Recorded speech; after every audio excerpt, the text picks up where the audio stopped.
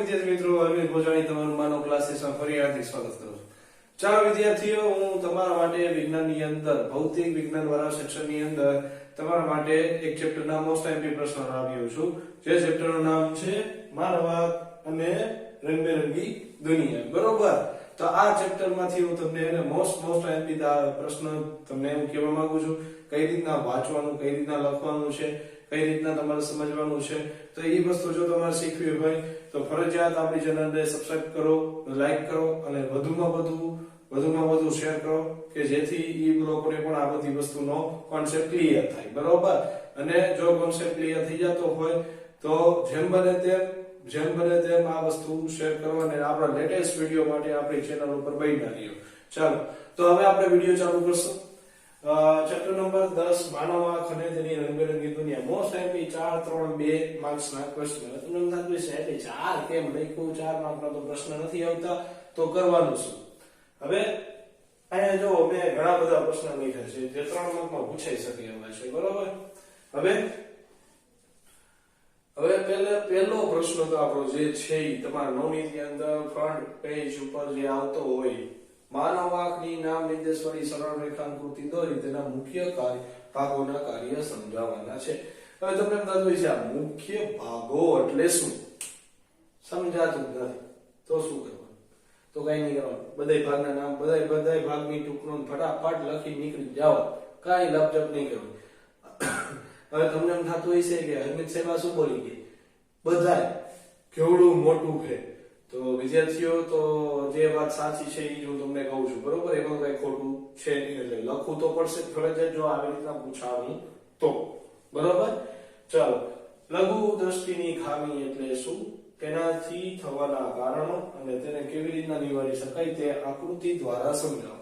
અને ગુરુ દ્રષ્ટિ ખામી એટલે શું, તેનાથી થવાના કારણો અને તેને કેવી રીતે નિવારી શકાય તે આકૃતિ સમજાવો। બે લઘુ દ્રષ્ટિ એટલે માયોપિયા, ગુરુ દ્રષ્ટિ એટલે હાઇપરમેટ્રોપિયા। બરોબર, આમાં અંતર્ગોળ લેન્સ વપરાય, આમાં બહિર્ગોળ લેન્સ વપરાય। બરોબર, હવે તમને આ બે બીજા નામથી પણ ઓળખે, માયોપિયા અને હાઇપરમેટ્રોપિયા નામથી પણ તમને પૂછી શકે એમ છે। બરોબર, તો પણ આ જ લખવાનું। હવે બીજી વસ્તુ ખાસ ધ્યાન રાખો, એના થવાના કારણો અને તેને કેવી રીતે નિવારી શકાય આકૃતિ છે।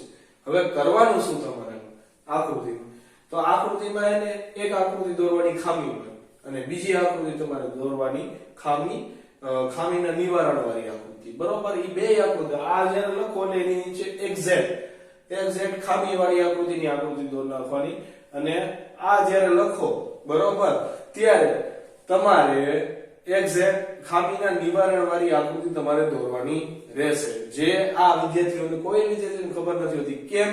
એનું રીઝન શું છે? કેમ કે નવનીતની અંદર આ બે જે પ્રશ્ન જે છે અલગ આપેલા છે, છોકરાઓને નથી ખબર હોત, તમને બધાને નથી ખબર હોતી કે મારે શું લખવું શું ન કરવું। આકૃતિમાં 4 આકૃતિ આપેલી છે, તમને થાય કે 4 દોરવાની, 4 કે 3 આકૃતિ, તો એવું કઈ કરવાની જરૂર નથી।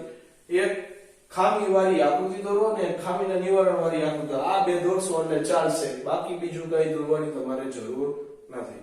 હવે પ્રેસ બાયોપિયા એટલે શું, પ્રેસ બાયોપિયા થવાના કારણ જણાવો ને આ ખામી કેવી રીતે નિવારી શકાય। તો પ્રેસ બાયોપિયા એટલે કે જાડા કદના અંતર્ગોળ બહિર્ગોળ લેન્સ, આમાં બે યુઝ થાય એના ચશ્માનો લેન્સ તરીકે। બરોબર, એટલે એ પણ ખાસ ધ્યાન રાખવાનું રહેશે। હવે તારોનું ટમટમવું વિશે ટૂંકમાં તમારે લખવાની, તો એની આકૃતિ પણ દોરવાની આમ।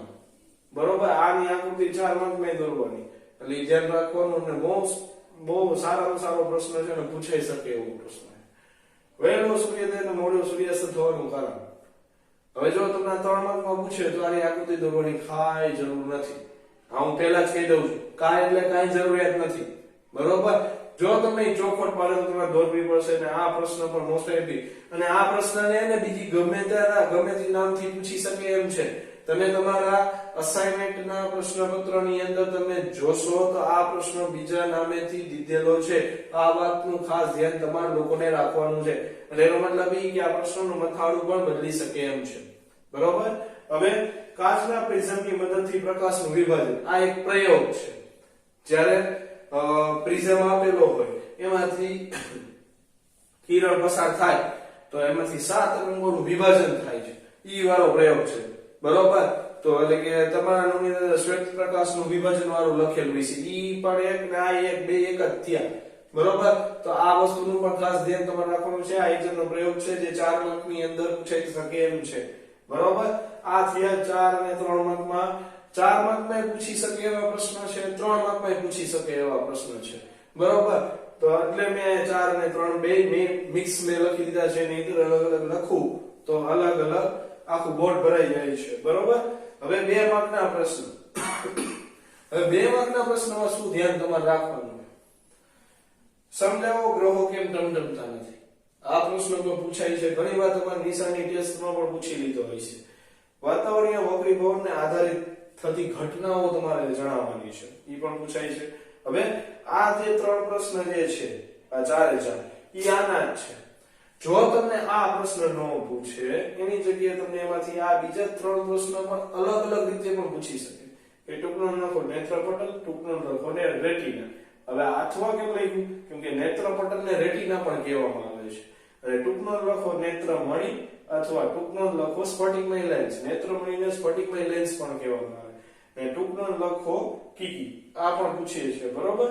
અથવા આ 3 નો પૂછો એને આકૃતિ પૂછી તો આ માનવ આંખની નામ નિર્દેશ વાળી આકૃતિ પણ તમને પૂછી શકે છે. તો ચાલો વિદ્યાર્થીઓ, તો જો આ વિડિયોની અંદર મેં આ ચેપ્ટરના મોસ્ટ આઈએમપી પ્રશ્નો તમને દઈ દીધા છે. આ સાથે મેં આપણા ભૌતિક વિજ્ઞાનના જેટલા પ્રશ્ન જે છે એ બધાય મેં આપણા YouTube ચેનલની અંદર મોસ્ટ આઈએમપી પ્રશ્નો મેં નાખી દીધા. 9મા ચેપ્ટરના પણ મેં નાખી દીધા છે, 10મા ચેપ્ટરના પણ નાખી દીધા છે બરોબર. 11મું વિદ્યુત છે, પછી 12મું આપણું વિદ્યુત ચુંબકીય ક્ષેત્ર રેખાઓ છે બરોબર.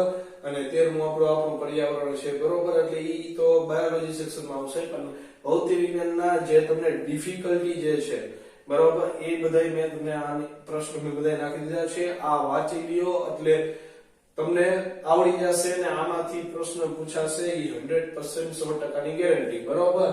હવે તમને એમ થાય કે આ પ્રશ્ન અલગ નામથી પૂછાય તો શું કરવાનું? આમાં જો આ 1 ને 2 ને આ 3 પ્રશ્નો પણ અલગ નામથી પૂછાય. કે માની લ્યો કે તમે નવનીમાં તમે વાંચેલું હોય છે કે છેલ્લી બેન્ચે બેઠેલા વિદ્યાર્થીને બોર્ડના અક્ષર દેખાતા નથી. આ ખામી કઈ છે? પછી ખામીના થવાના કારણો, ખામીના નિવારણના કારણો આકૃતિ સહિત સમજાવો. એટલે દૂરના ચશ્માથી દેખાતું નથી તો એ પ્રમાણે કઈ ખામી આવે એ તમારે નક્કી કરવાની બરોબર. પછી એમ ન કહેતા કે સાહેબે મને નથી કીધું કે આવા પ્રશ્ન પણ પૂછાઈ શકે છે. હવે હું આ વસ્તુ કેમ કહું છું? જનરલ ઓપ્શન છે. જનરલ ઓપ્શનમાં બધી વસ્તુ પોસિબલ છે. અને બીજી વસ્તુ, જ્યારે તમે આ વાંચવા બેસો આ વંચાઈ જાય પછી તમારે આ ચેપ્ટરમાં શું કરવાનું છે એવું પણ તમને કીધું. ઇન્ડેક્સના પ્રશ્ન અને સ્વધેયના પ્રશ્ન આ બે વસ્તુના તમે પ્રશ્ન જવાબ વાંચી લેજો, એકવાર પ્રિફર કરી લેજો, જેથી જો તમને પૂછાય બરોબર તો તમને વાંધો આવે નહીં. તો ચાલો વિદ્યાર્થીઓ આપણે આ વિડિયો અહીંયા લગી રાખશું. તો વિડિયોમાં ઠેઠ સુધી બન્યા રહેવા માટે અને તમને સરખી જાણકારી મેળવી હોય તો આપણી ચેનલને ફરજિયાત સબસ્ક્રાઇબ કરો, જેમ બને તેમ વધુમાં વધુ શેર કરો અને લાઈક પણ કરો કે જેથી બધા વિદ્યાર્થીઓને આ બધી વસ્તુનો લાભ મળે. તો ચાલો, જય હિન્દ, જય ભારત.